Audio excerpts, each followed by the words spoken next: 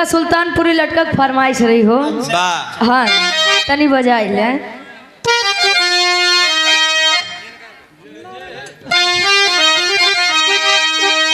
कहे जय जय कलयुग महाराज, धन्य कलयुग महाराज। कहे जय जय कलयुग महाराज, तोरे माथे बना ताज, उल्टा होती है सब काज। कलयुग उल्टा होती है।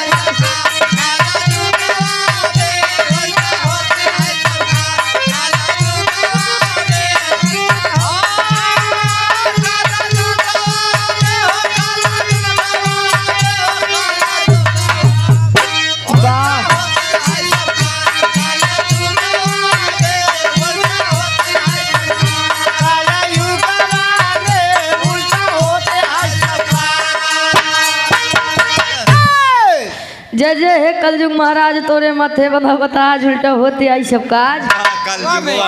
उल्टा होत का बस सुना अगली। पहले गजब रहा व्यवहार, पहले गजब रहा व्यवहार, मानो मानो में था प्यार, अब तो रोज हो टकरार।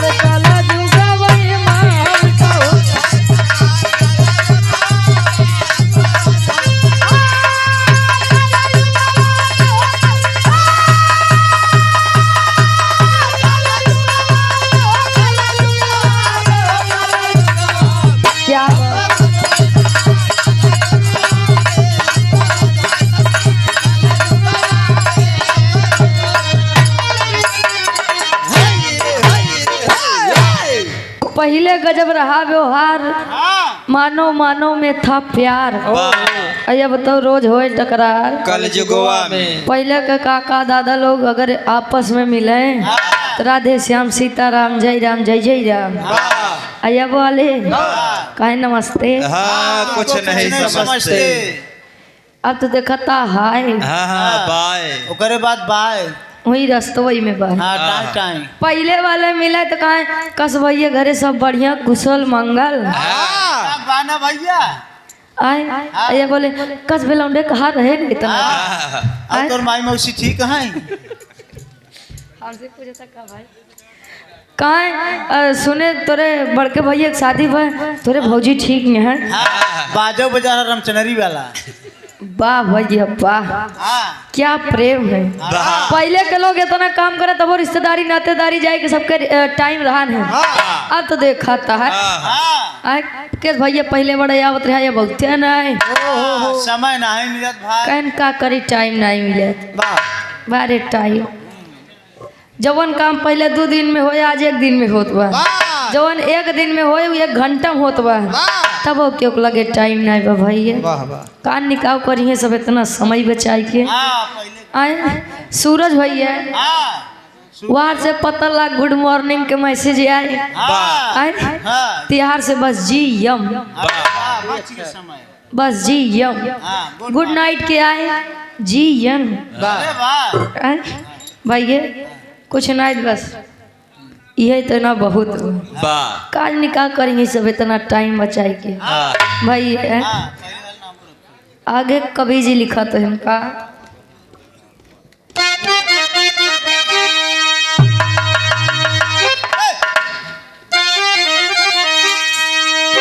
ना ही छोट बड़े कहे पर्दा, ना ही छोट बड़े कहे पर्दा, लेडीज घूमे बन के मर्दा हो गया संस्कार कुल मर्दा।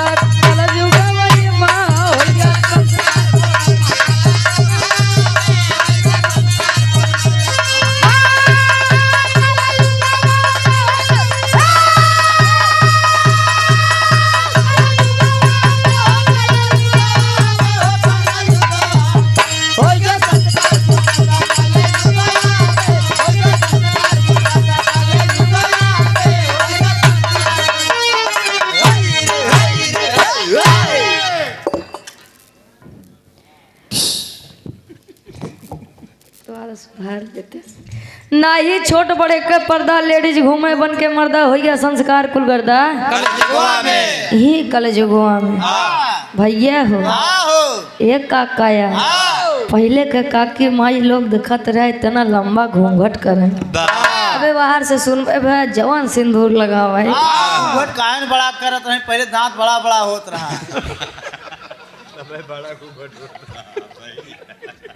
मोतो पे रह जाने के बाद देख न पावे। बहुत खतरनाक मुंह ये देखे रहे। हाँ ये बता गाना है ना मुँह ए भाई ये दिनार रहा तो का जाना था। आई 81 साल के हाँ वो। हाँ ये बता गाना वाला मुँह पर डाल के चदरिया लहरिया लुटाए राजा। ये राज हाँ सुधर जाए हम मना ही हुई है। आया बोले देखा था तनिक टीक लेती हैं के था बरे। वाह बेनी भाई बताएं जल्दी मरा जाए दूसरे की। वाह भाई के देखा था लंबी उम्र करे खातिर लोग करवा चौथ भूखा रहा था। 10,000 के सामान लावे एक दिन कैसे भूखी रही है। बयान बता दाढ़ी पा रहे। पता लाग संजय गोड़ छुगतियाँ सवेरे भाई। हाँ हम असर है तोरे टिकी गए। भाई ये उम्र बढ़ावे खातिर करवा चौथ भूखा रहा था। नहीं चंदा मामा हो जाएंगे और नहीं चंदा पति के समान हो जाएंगे। बारे जमाना फैशन या का जानता है। हम असर है तोरे टिकी गए तोरे कुकुरी गए। वाह भाई क्या बात है। आगे कवि जी लिखा तो है।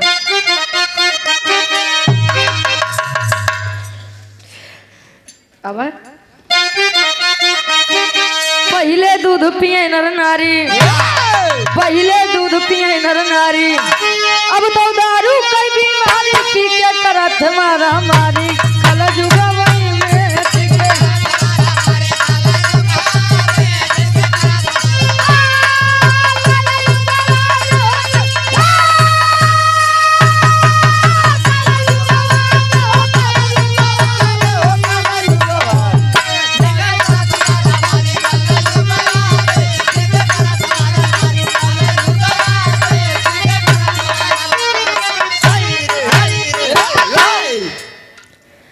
पहले दूध पिए नर नारी।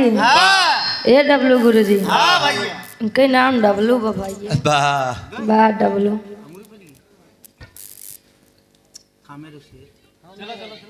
ठीक है।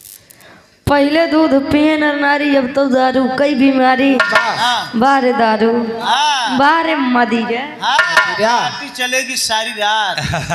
हाँ तब लवंडिया लंदन से लाएंगे रात भर डीजे बजाएंगे। वाह क्या बात। ओकरे बाद हाँ 2-4 लाठी लगाएंगे।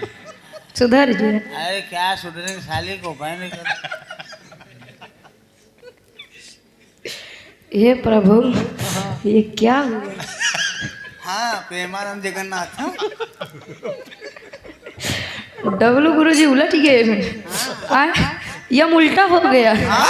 वाह जौने पर देखत रहे अब पहले के नाम इतना लंबा लंबा रखा जाए। आय कतो दूध ना वाह आय कतो राम समूज। हाँ कतौ रामचंद्र। अब तो देखत था डब्लू हाँ यस हाँ ओकरे बाद बस। अब हिम्मत नहीं बे। आय? नहीं बे वाह। वाह पहले राजकुमार रहे ने आज प्रिंस हो गए। प्रिंस हो गए। पहले लोग दूध दही मट्ठा खाए। पहले पशुपालन होत रहा। अपने घरे हुए चला दूसरे को दे दे। पीले बेचारा ना कुछ माठे पिए। आज वाले हाँ भैंस लागे नहीं लाग हाँ। गाय लागे नहीं लाग वाह। वही डेरी बिया ना कर पहले तई हो गई बिया। आए कितना हुई कहीं बैठा का। हाँ चुनी चोकर पैसा दू तोहरे यहाँ पहुँचा। वाह भैया गदेला रो एक गिलास दूधे भरे वाह। और डेरी दूध बाहर पियती है। आज जैसे आई है Chirag dairy Parag dairy Suman dairy हाँ Sudha dairy London dairy London dairy. सारा दूध तो विदेश चला जाता है। यहाँ वाले अमूल दूध पीता है इंडिया। बाहर हमारे इंडिया। हाँ वो डब्बा वाला दूध पी कुछ ने देखा था वैसे नहीं। हाँ फाँक ले चाट थे। जाता नहीं सेंगुरिया लगा के बहुत नीच लागत। भैया आए पहले के लोग महुआ खात रहे और आज वाले हाँ पिया था। अब पी लेन तब। इसकी माँ की कितना पैसा चाहिए बोल साले के लिए क्या संपत्ति है रे। गुरुदेव बस ज्यादा नहीं 5 रुपया। अरे बोल दीदी क्या औकात है पूरा पूरा गांव साले को ले दूं वाह भैया पी लेहन तो जान ला 2-4 हेलीकॉप्टर तो ऐसे न तरिए आए इनके से एक बात थी कहा कहा तहाँ का हो एक कुछ यता पता है नहीं बा नहीं बा आज वाले गधेला देखा था जिम ज्वाइन करता है 4 दाएं बस ऐसे ऐसे हाँ देखे आए भैया हो हाँ 4 दाई कैले कहा देखे कुछ निकरा कि ना आए हाँ बल्ला दूध और केला खा के देखा था देह बनवाता है हाँ आए 10-10 हजार लगा दें जैसे मर्रवा भैंस पलाता वाह भैया खुराकी चलते एक काम करा तू लगा ले हम मन एक बीच दिखाते हैं बा इतने पे तना है तो तने पे तना जाए आगे कवि जी लिखा तो है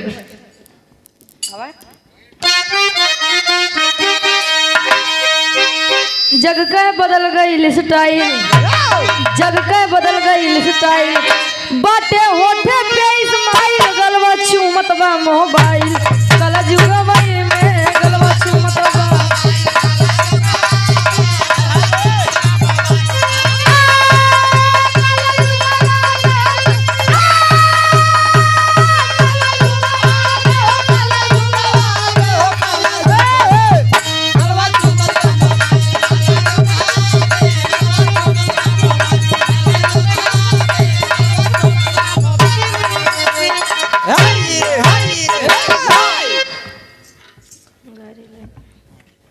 जग के बदल गई स्टाइल अरे वाह बाटे होठे पे इस्माइल वाह इस्माइल बा इस्माइल हाँ इस्माइल वाह क्या इस्माइल है आपकी अरे वाह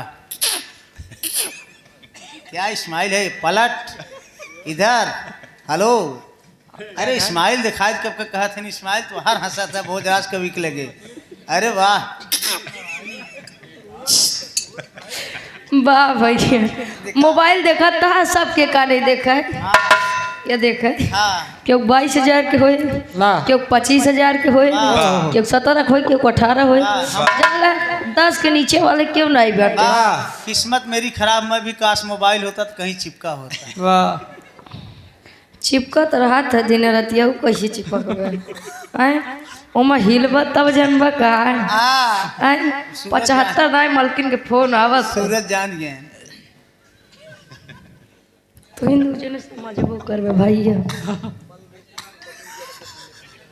भैया हाँ बियाह तई नहीं भैन हाँ वीडियो कॉल चाहिए मोबाइल चाहिए ना आए अबे जाते मोबाइल पहुंचा देते हैं देखा था ज़्यादा बोला था हम लागत है देखा था दुल्हन पाकिस्तान से चली आती है वाह यही मोबाइल के चक्कर में वाह सूत ब्याज लेके आवता जहाँ गाय जाती वाह क्या बात पड़वा नहीं रहता संग भैंसी से वह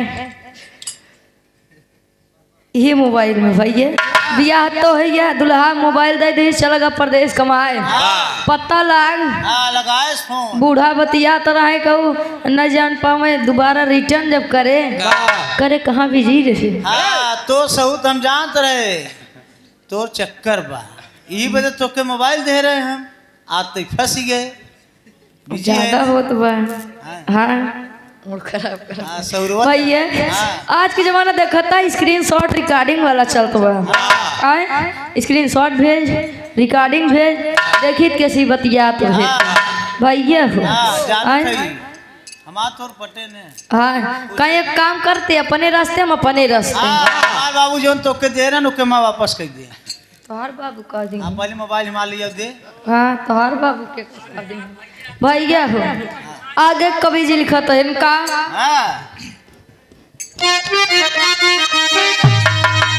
भारत यादव का है पुकार भारत यादव का है पुकार रुचि कुछ तो करा सुधार न से देश संसार